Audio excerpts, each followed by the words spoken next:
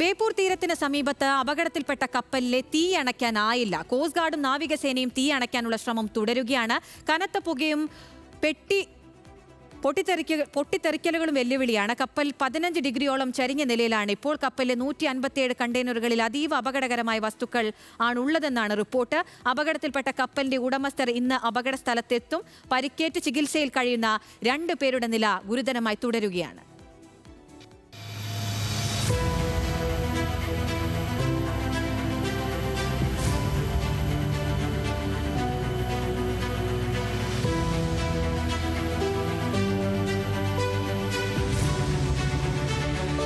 ബേപ്പൂരിൽ അപകടത്തിൽപ്പെട്ട ചരക്ക് കപ്പലിലെ തീ അണയ്ക്കാനുള്ള ശ്രമം തുടരുകയാണ്. കപ്പലിന്റെ നടുഭാഗത്തു നിന്നും ബേയിലേക്ക് തീ പടരുകയാണ്. തീരദേശ സുരക്ഷാ സേനയുടെ ഡ്രോണിയർ വിമാനവും INS സത്ലജ് സമർത്ഥ കപ്പലുകളും ഉപയോഗിച്ചാണ് രക്ഷാപ്രവർത്തനം. കപ്പലിൽ നിന്നും കനത്ത പുക ഉയരുന്നതും ഇടയ്ക്കിടെയുണ്ടാകുന്ന പൊട്ടിത്തെറിയും രക്ഷാപ്രവർത്തനത്തെ പ്രതികൂലമായി ബാധിക്കുന്നുണ്ട്. കപ്പൽ നിലവിൽ 15 ഡിഗ്രിയോളം ചരിഞ്ഞ നിലയിലാണെന്നും കൂടുതൽ കണ്ടെയ്നറുകൾ കടലിൽ വീണിട്ടുണ്ടെന്നും കോസ്റ്റ് ഗാർഡ് അറിയിച്ചു.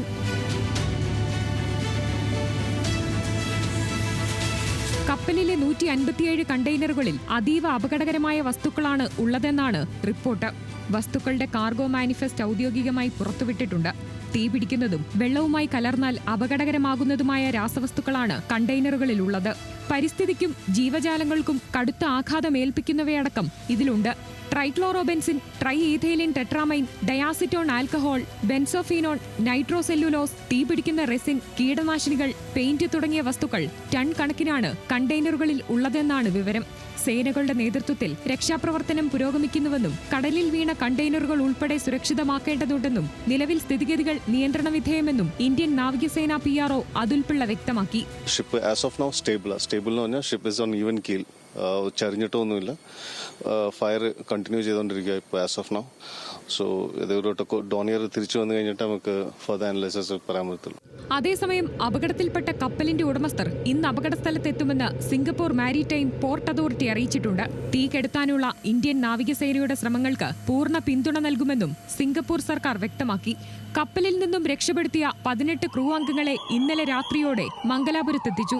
ഇതിൽ 2 പേരുടെ നില ഗുരുതരമായി തുടരുകയാണ്. ചൈന സ്വദേശിയായ ലുയാൻലി, ഇന്തോനേഷ്യൻ സ്വദേശിയായ സൊനിറ്റൂർ ഹെയ്നി എന്നിവർക്കാണ് ഗുരുതര പൊള്ളലേറ്റത്.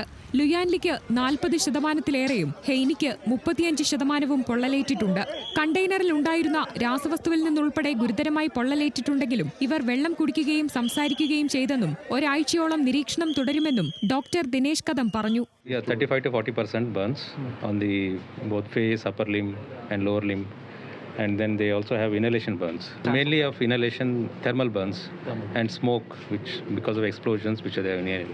തീപിടുത്തത്തിൽ നിസാര പരിക്കേറ്റ ബർമ, ചൈന, ഇന്തോനേഷ്യ സ്വദേശികളെ ചികിത്സയ്ക്ക് ശേഷം മംഗലാപുരം തുറമുഖത്തിന് സമീപത്തെ ഹോട്ടലിലേക്ക് മാറ്റി. മറൈൻ അധികൃതർ ഇവരുടെ മൊഴി രേഖപ്പെടുത്തി. നിയമപ്രശ്നങ്ങളില്ലാത്തതിനാൽ എമിഗ്രേഷൻ നടപടികൾ പൂർത്തിയാക്കിയ ശേഷം ഇവരെ കമ്പനി അധികൃതർക്ക് കൈമാറാനാണ് തീരുമാനം.